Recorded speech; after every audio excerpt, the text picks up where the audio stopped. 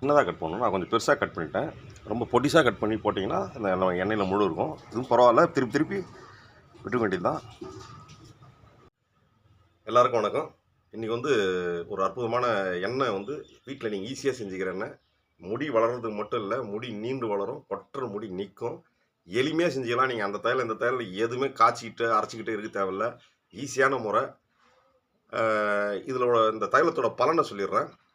முடி வளரும், முடி கொட்டுறது நிற்கும், கண் எரிச்சல் கண் புகைச்சல் சரியாகும், தலைபாரம் சரியாகும், பித்த மயக்கத்தையும் சரி பண்ணும், முடியும் வளரும். இந்த மாதிரி நிறைய கண்ணுக்கு நன்மை, தலை முடியும் வளரும், மற்ற எல்லாத்துக்குமே வந்து நன்மை தரக்கூடிய இந்த தைலத்தை வந்து எளிமையாக செஞ்சுக்கலாம் நம்ம வீட்டிலே.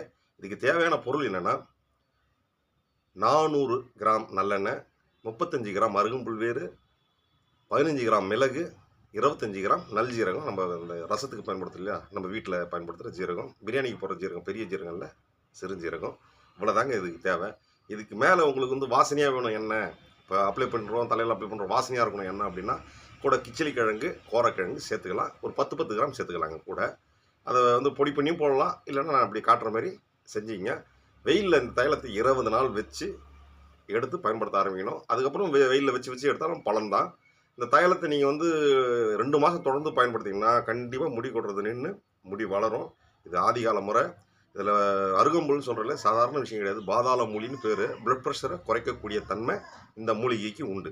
இந்த முடிச்சுகளை எடுக்கவே கூடாது, அப்படியே பயன்படுத்திட்டு வாங்க.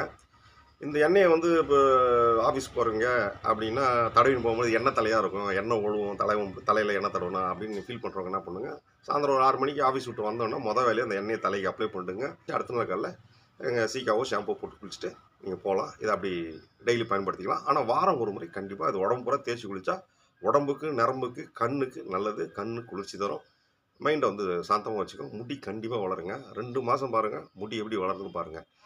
நான் வந்து எப்படி பேக் பண்ணேன், எப்படி போட்டேன்றதை ஒரு சின்னதாக ஒரு கிளிப் போடுறேன், பார்த்துங்க.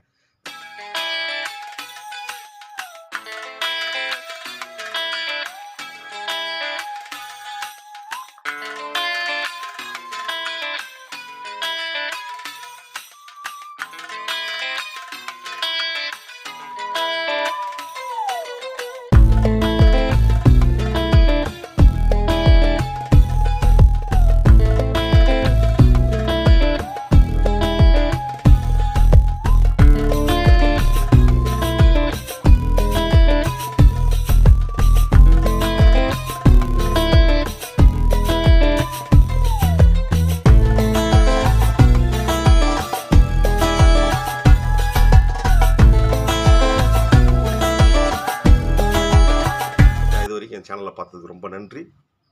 இந்த தகவல் உங்களுக்கு பிடிச்சிருந்தா ஷேர் பண்ணுங்கள், சப்ஸ்கிரைப் பண்ணுங்கள். இந்த எண்ணெயை பயன்படுத்தி பாருங்கள். பயன்படுத்தி முடித்து 2 மாதம் கழித்து என்னோடய சேனலில் வீடியோவில் கமெண்ட் பண்ணுங்கள். ரொம்ப நன்றி.